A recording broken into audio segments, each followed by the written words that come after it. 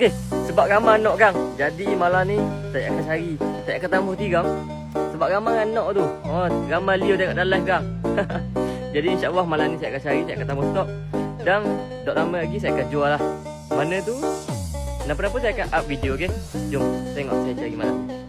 Untuk 3 ni awak akan dapat fresh. Saya cari diri ya. Ni bukti saya tunjuk. Saya cari diri, saya bersih dan saya bakar, okey? Jadi jom. Untuk malam ni saya terus cari. Tengok hasil dia. Ni, boleh lah. Macam kuba dah ni. Macam kuba. Habis tau. Okay, ni kita nak bilah dulu dengan air tawar. Bagi hilang ni kotor-kotor ni.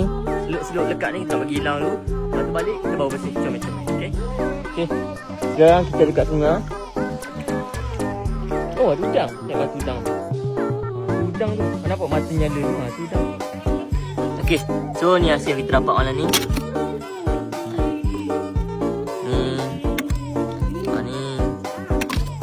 Banyak lagi saya cari gini. Tengok ni. Ada buah ni jadi. Okey, alhamdulillah untuk malam ni nak bersih comel dulu, masuk. Tarikh jual tu nanti saya akan bermula dalam video, okey? Stand by je. Okey, bye. Assalamualaikum. Kena support, okey?